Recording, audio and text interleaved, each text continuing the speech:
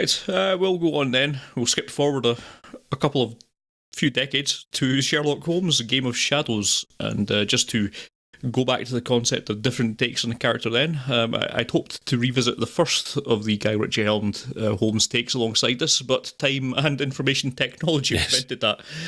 However, my recollection was that I much preferred the second entry anyway, despite the absence of hilarious Mark Strongwigs. Robert Downey Jr.'s Holmes intrudes upon the recently married bliss of Jude Law's Dr. Watson when the pair become embroiled in the schemes of criminal mastermind Professor Moriarty, him again, here played by Jared Harris. While there is, of course, a plot, and a plot within that plot, as it's a plot about plotting, the sentence has become so recursive that I need to take a bit of a break. What I'm getting at is there's not really a lot to be gained at giving you a blow-by-blow recap. Sherlock believes Moriarty is up to no good. Moriarty confirms this during the show of mutual respect for each other's brilliance, which is mirrored in the earlier film of which we spoke.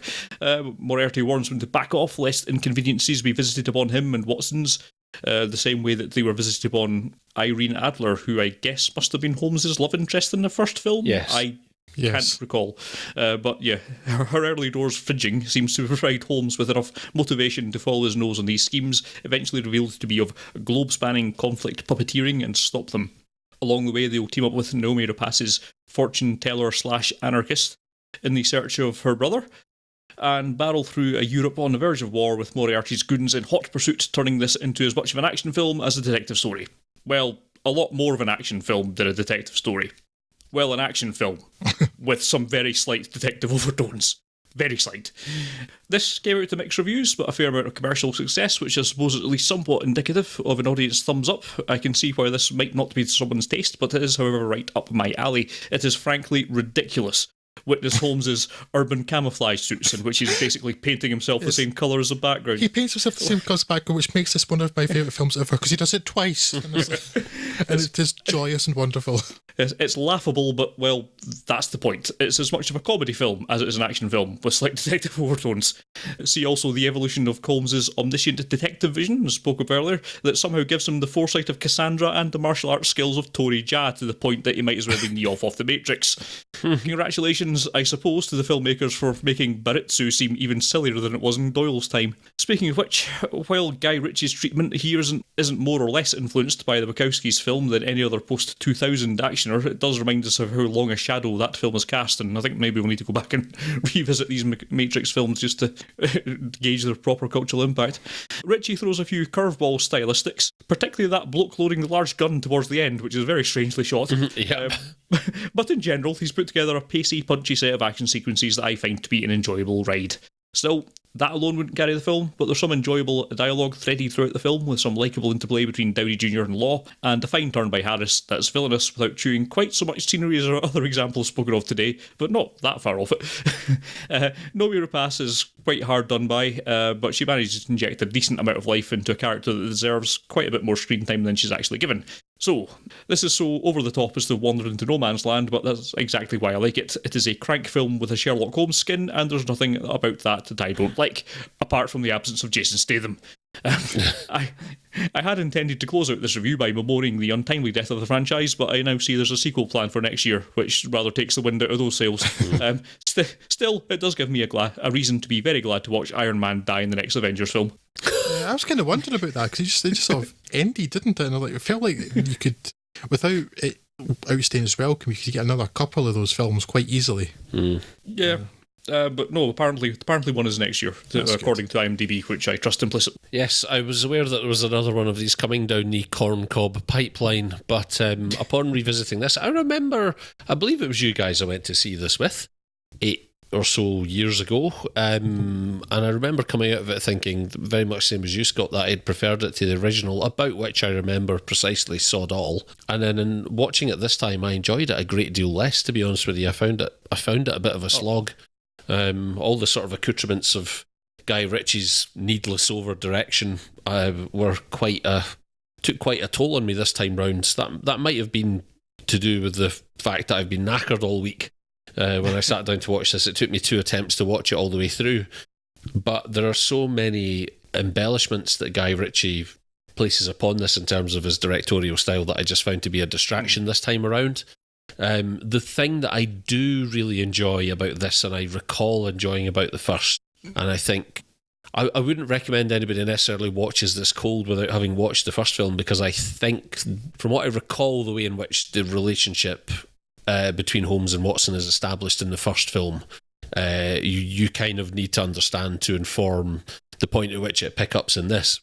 In this. I think that relationship is perhaps the strongest part. There's a real sort of genuine sense of love and affection on Holmes's part towards Watson, which is far more touching than you have any right to expect from anything in a Guy Ritchie film. He's not a director known for being particularly emotionally connected, and it says a lot for Jude Law and Downey Jr.'s performances that pretty much carried this for me on this viewing. There are other things to be enjoyed. I think Jared Harris is quite compelling as Moriarty, but again, this suffers from a lack of understanding and development of that character. There is no sense necessarily that these two are locked in a particularly titanic struggle again. So, more so than the film we've already spoken about, more so than the Adventures of Sherlock Holmes, but I still don't think it does a great deal to convey the battle of wits that it ought to have done. And I think there's a lot of telling and not a lot of showing. It gets there, I think, only in that last scene, the sort of, the kind of final battle between the two. I think that works very well and sort of fits in with the rest of the film, but the rest of it is a lot of... Yeah, there's not really a lot of explanations given as to why he is going to be such a massive criminal mastermind, and it does a bad job of that. You would want him to have been introduced in the first film. This is a character that you need more than a film's, more than the running length of a film to understand the dynamic between the two if you're going to set it up to be this sort of titanic battle of wits. He is in the first film, but he's like a shadowy figure in the background who's sending Irene Adler on jobs. And it's overdubbed with Jared Harris's voice, actually, to make the two match. But it feels like there should be a film in between the two. Yeah. So in the first film's like, there's a shadowy guy in the background, what's going on? Yeah. The second film, there's another main plot with Holmes sort of hearing things out. Yes. Here's this guy manipulating events from behind the curtain. Yeah. And then you get to Game of Shadows, where Moriarty's now fully out in the open. Holmes knows who he is. He knows who Holmes is. And then you realise just how evil this guy is, because he's quite willing to put an entire continent at war. There's a whole film in that crazy board that he has where he's drawing all the dots together. That should have been a film by itself. Yes. Yeah. 100%. It just doesn't feel enough to be dropped into this film and told, right, this guy's the absolute antithesis of Sherlock Holmes and the worst person in the world. Go. It doesn't feel natural, and I think anyone would have a tough time delivering that, to be fair. I mean, Ritchie makes a decent enough fist of it, and in the sort of predominantly action mode that these films have been, perhaps bafflingly but not necessarily unrewardingly presented, he makes a decent fist of it. I will grant him that, but I wasn't as fond of this time around, but I was aware of the fact that we were expecting a sequel, a third entry. Originally been spoken about some time ago, and I was aware that it was coming down the pipeline. It hasn't put me off kind of wanting to see that, because I think Downey Jr.'s at a place in the Avengers, having watched Endgame, where it feels like he's running on fumes with the character of Iron Man a bit now, and I kind of want to see him do something different, and I want him to have that sort of presence that he had in the first couple of Iron Man, or certainly the first or the third Iron Man film.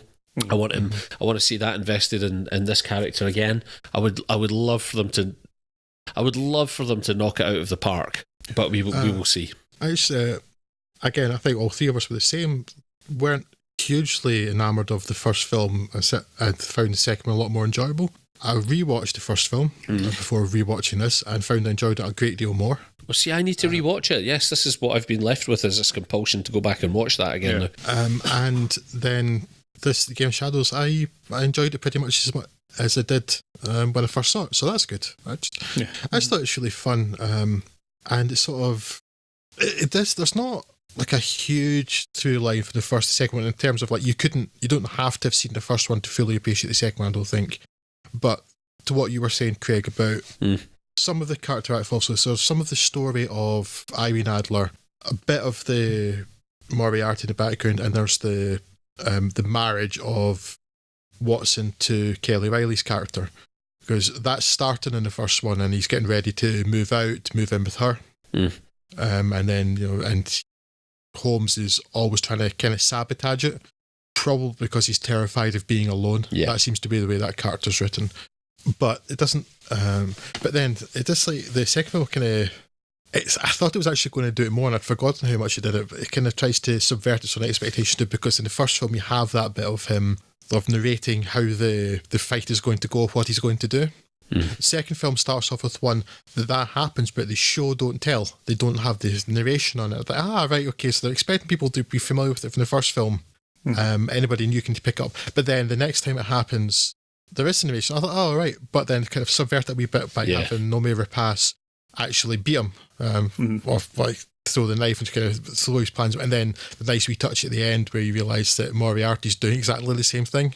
And that's kind of battle of wills in that way, in the match of the minds. I like that. Man, most of your criticism I don't necessarily disagree with, but I don't find most of them didn't bother. I just find it a very entertaining film. Jude Law and Rob Downey Jr. are great. Jared Harris is great.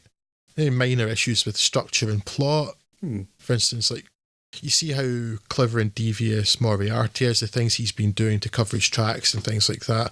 But then you have, for instance, the assassination at the opera.